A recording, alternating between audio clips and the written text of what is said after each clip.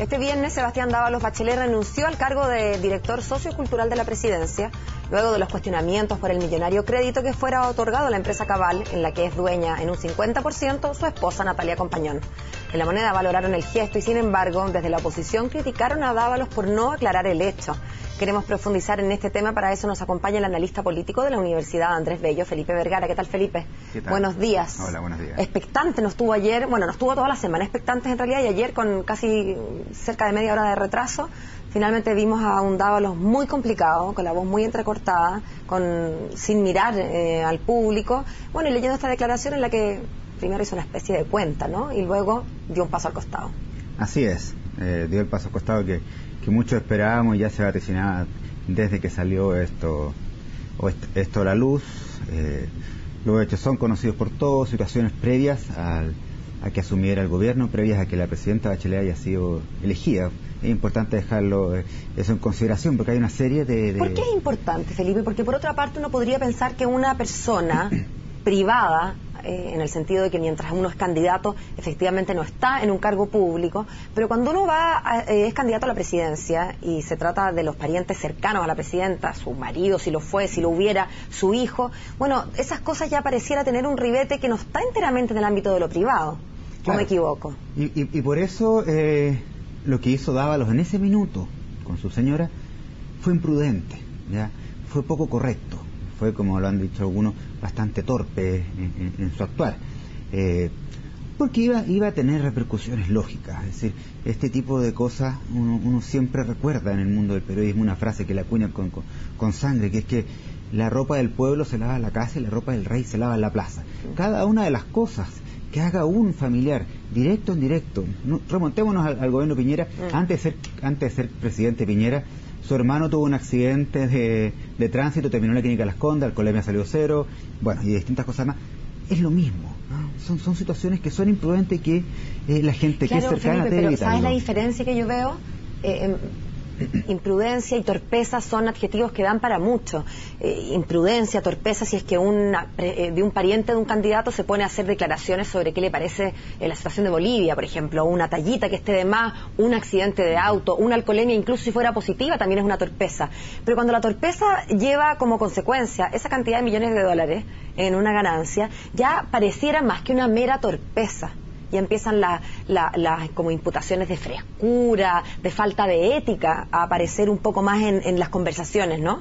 Claro, hay aspectos de elucubrativos, pero sinceramente, y lo he tratado de mirar por todos lados, no les veo más que un tema de ética poco real, porque no hay delito, cada persona tiene la libertad lógica de poder seguir ejerciendo su rol, sus funciones, el trabajo que tenga. Y en este caso esta empresa se dedicaba, entre otras cosas, a especular como muchas se empresas. Dedicaba un poquito antes, porque tampoco es que fuera una empresa que tiene 20 años en el mercado inmobiliario, era una empresa prácticamente creada ad hoc.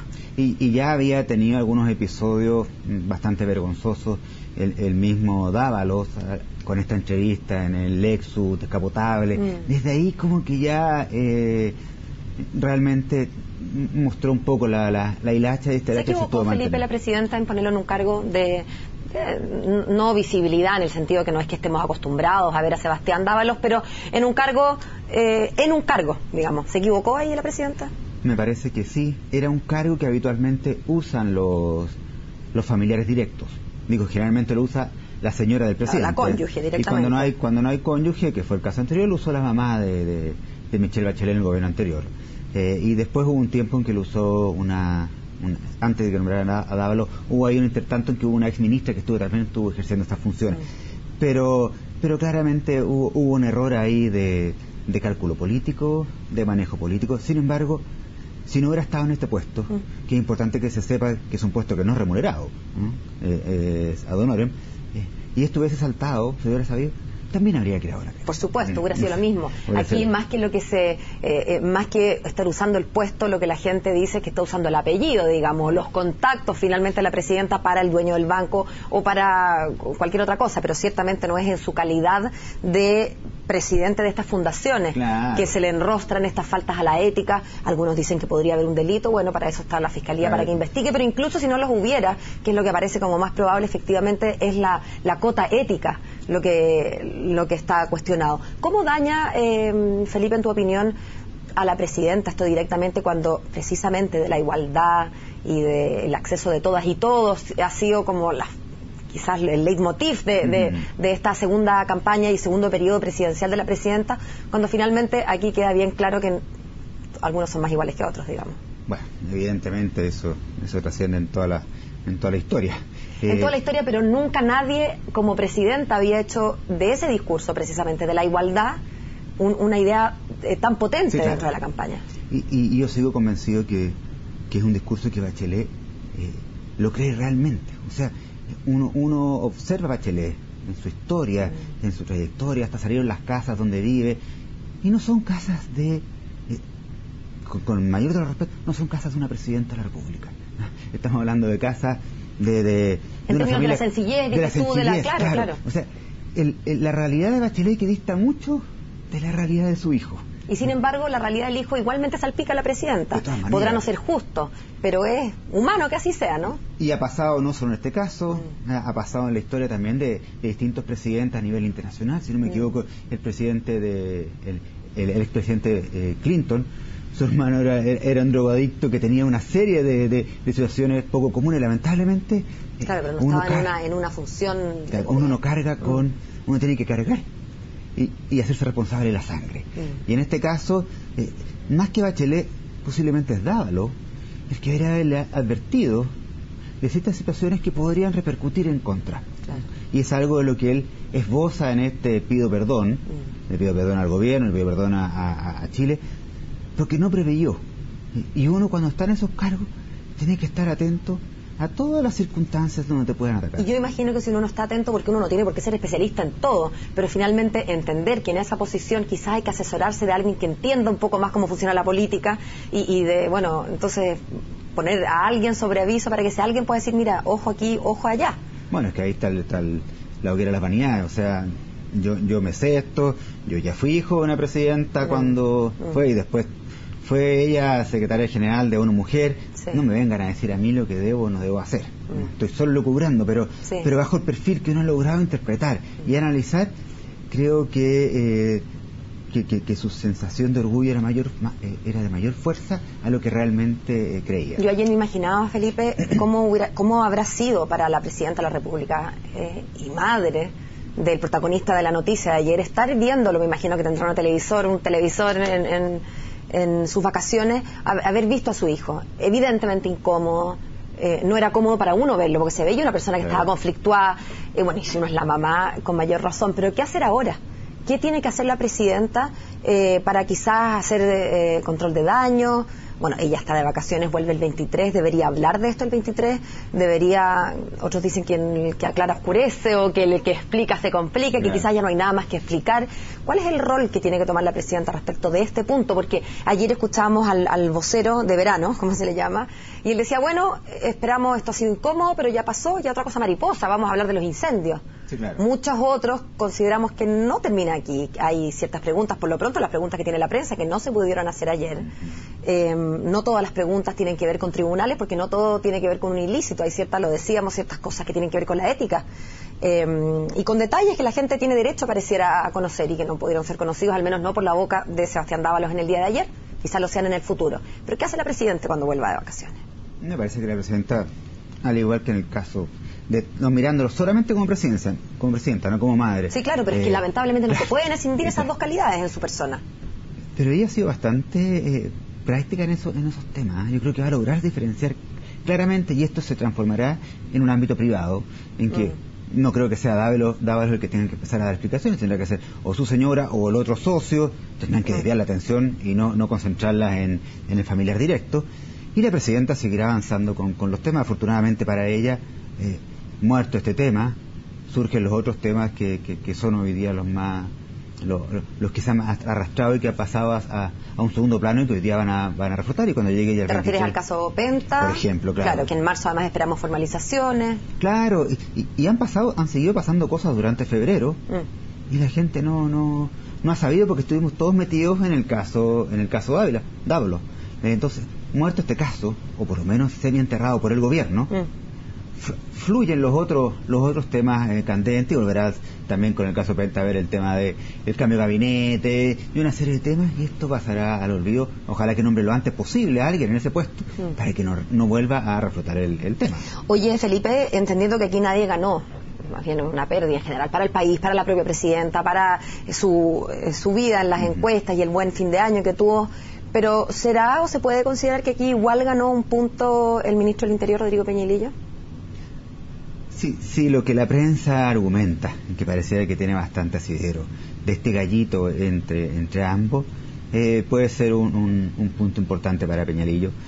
Un segundo punto en una semana, porque ya le pegó su buen golpe a Marco Enrique Jominami, de trabajar de candidato permanente. O sea, ha habido ahí un perfil bastante interesante. Creo que Peñalillo logró ganar algo, y también ganó Gómez, como vocero. O sea, lo mantuvieron una semana más, ha logrado acreditarse un poco más y diferenciarse de la baja popularidad que tenía como ministro de Justicia. Entonces, se le ha visto poco, claro, a Gómez como ministro de Justicia. En vez como vocero, y sinceramente lo ha hecho bastante bien, y eso le ha dado sus bonos. O sea, hay ciertos ganadores evidentes en este tema. Bueno, la presidenta nuestra habrá estado complicada, penada, quizás en una situación algo compleja, pero bueno, la presidenta de Argentina ni digamos. Una noticia que nos llamó a todos muchísimo la atención. Bueno, lo que pasó con el fiscal Nisman hace un mes, lo que pasó con en la AMIA, todo esto parte hace muchos años, pero el corolario de ayer, de que es formalizada, a todos nos dejó como muy sorprendidos. Y quisiera, para hablar de este tema, Felipe, que hagamos un pequeño raconto, porque lo de la AMIA fue en julio del 94, han pasado muchos años desde entonces. Y quizás la gente en estos 20 años no tiene la noticia tan fresca y no recuerda muy bien cómo pasamos de un atentado hace 20 años a que la presidenta actual esté. Quizás podríamos hacer entonces una pequeña historia, ¿te parece? Claro, recogiendo sí que yo no sé si Cristina Fernández esté tan afligida o no. Cada vez que la veo, le encuentro como que las cosas realmente le resbalan. Si hay alguien que está por sobre el bien y el mal, pareciera que sea el kirchnerismo, y en este caso particular la presidenta argentina. Dicho eso, y recogiendo el año 84, se produjo el año 94, perdón, un atentado en el centro de Buenos Aires contra una fundación judía. Mueren 85 personas, 300 son heridos. Esto es bajo el gobierno de Carlos Menem. De Carlos Menem. Claro. Sí. ¿Y por qué lo digo? Porque no deja de ser importante, porque Menem va a tener una historia trascendental en este hecho. Sí. Tiene su origen árabe, Menem. No recuerdo cuál es el origen exacto, pero tiene su origen en árabe. Se empieza a investigar, se empieza a buscar quiénes fueron los responsables de este atentado, asumiendo que la comunidad judía en Argentina entiendo que es la más grande dentro de Latinoamérica, o una de las más grandes. O sea, es un atentado fuertísimo a la cúpula del judaísmo en Latinoamérica. O sea, fue algo claramente premeditado, un ataque bomba con un auto explosivo en las afueras. Se logra detectar que el origen de este atentado es de base iraní. Todo se concentra en su capital, Teherán, y de ahí empiezan a investigar hasta que logran detectar a 6 hipotéticos responsables. Se llama la orden de detención. Y de hecho se los acusó. Se les acusó. En el año 2004. Claro. La orden de detención internacional. Orden que, por cierto, todavía no ha sido cursada. Irán no la está aceptando. Y a través de esto empieza a ponerse todo bastante más turbio, de lo turbio que ya es un atentado, cuando empieza a estar vinculados los gobiernos argentinos en este tema. Primero el gobierno de Carlos Menem, a quien fue acusado igual que Cristina Fernández en su minuto, por lo mismo, por obstrucción de la justicia. O sea, el gobierno de Menem en su minuto no facilitó en nada la investigación, sino que al contrario, le puso bastante cortapisa. Con la diferencia que quizás Cristina Fernández, con este documento que firma, este memorándum, no es verdad, de colaboración mutua con Irán, es cuando quizás sella su destino respecto a lo que está pasando hoy, en términos de que la acusación es que no solamente obstruye, sino que ayuda directamente a que estos 7 funcionarios queden libres de polvo y paja, por así decirlo, sí, claro, a cambio de ciertas prestaciones económicas con Irán. Ese memorándum es el que se consideró, sobre todo por el fiscal Nisman, como base para, bueno, no alcanzó a hacer la acusación, pero para sus preacusaciones, digamos, que murió antes de poder hacerla. Claro, y estas bases van asociadas siempre a temas económicos, particularmente petróleo. O sea, Argentina empieza a generar unas buenas relaciones con Irán, y asumo que dentro de esas negociaciones